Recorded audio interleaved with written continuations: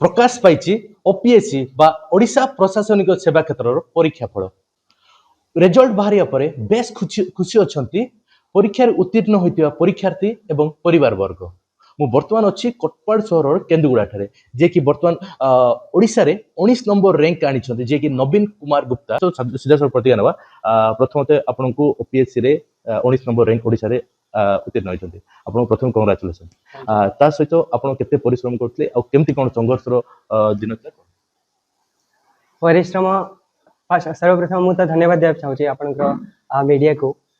कि मत सुजोग देले आउ परिश्रम कथा तो सहीटा 2019 रु ही चली 2019 रु मु परिश्रम एक्चुअली करूली प्रयास करूली कोरोना टाइम रु एंड टिके टिके रही जाऊला 2021 रे मु इंटरव्यू देइथिली किंतु सेते बेले 20 मार्क रही जाइतला आउ तापरे आउ थरे मु इंटरव्यू देइथिली नेक्स्ट टाइम तो सेते बेले भी 3 मार्क रही जाइतला किंतु एबे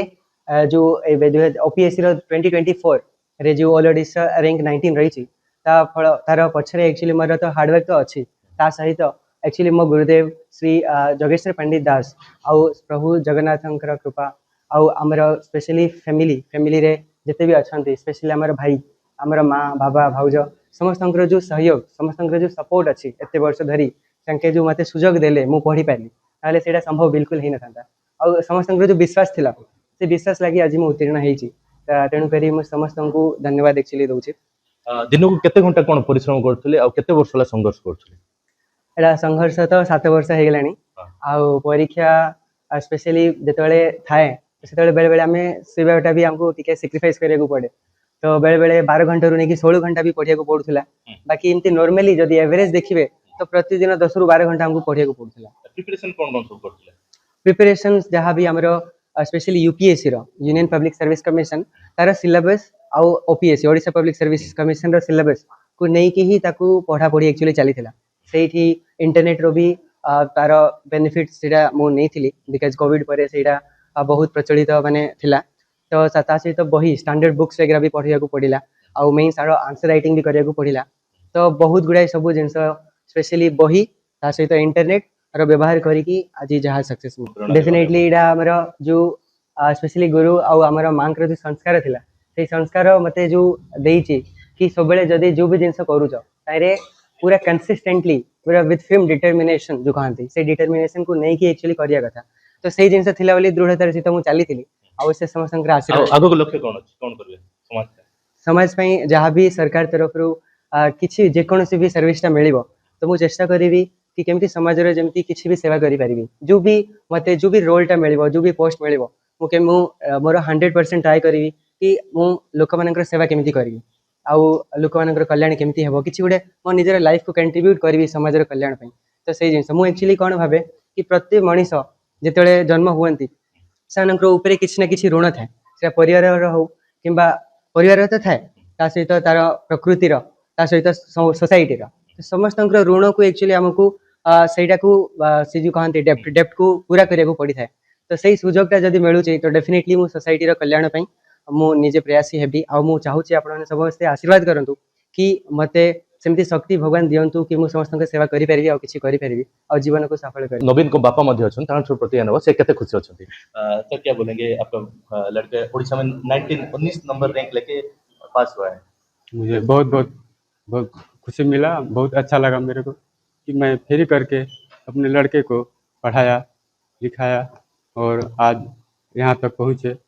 बहुत मेरे को खुशी लगा बहुत धन्यवाद देना चाहूँ लड़का को परिवार को फैमिली को पूरा कोटपाड़वासी को सबको बहुत खुशी लगा बहुत धन्यवाद देना चाहता हूँ इतना लड़का मेरा पढ़ रहे थे इतना कष्ट कर रहे थे कि हम लोग तो आशा छोड़ दिए थे कि नहीं होगा 4 बार ट्राई किए 2 नंबर 3 नंबर के लिए घट जाता हम लोग पूरा निराश हो गए थे कि हम बोले बाबू ये मत पढ़ो पढ़ते पढ़ते तुम्हारा पागल हो जाओगे दूसरा कुछ नौकरी देख लो इस प्राइवेट काम करो वो लड़का बोला नहीं पापा मैं पढ़ूंगा कैसे भी पढ़ूंगा मैं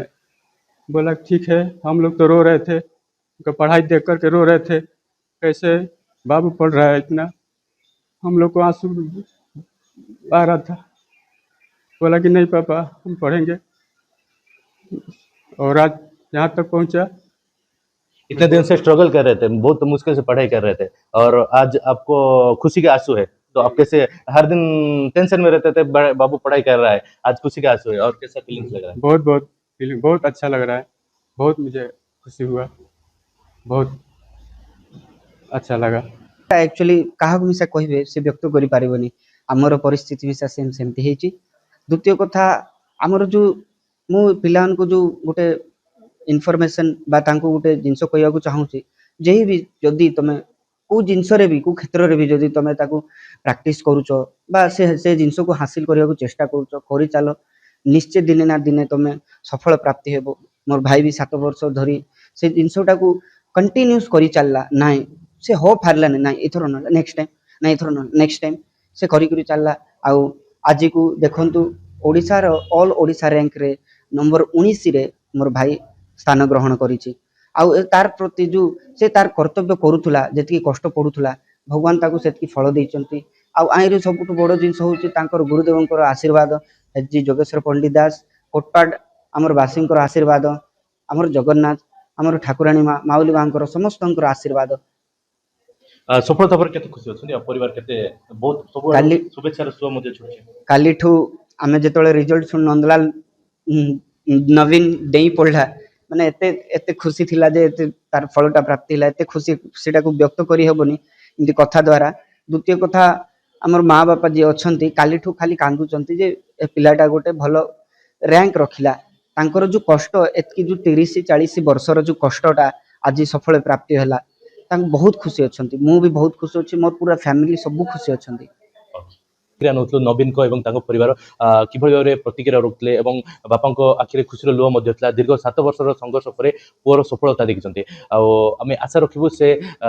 ଯେଭଳି ଭାବେ ଓଡ଼ିଶାରେ 19 ନମ୍ବର ର୍ୟାଙ୍କ କରି OPSରେ ଉତ୍ତୀର୍ଣ୍ଣ ହୋଇଛନ୍ତି, ସେଭଳି ଓଡ଼ିଶାରେ ବିଭିନ୍ନ ପ୍ରକାର କ୍ଷେତ୍ରରେ ତାଙ୍କୁ ଭଲ ସଫଳତା ମିଳୁ ଏବଂ ଓଡ଼ିଶା ପାଇଁ ଗର୍ବ ଆଣି ଲୋକଙ୍କ ସେବାରେ ସଫଳ ହୁଅନ୍ତୁ। କୋରାପୁଟ ଜିଲ୍ଲା କୋଟପାଡ଼ରୁ ବିରଜା ଶର୍ମା।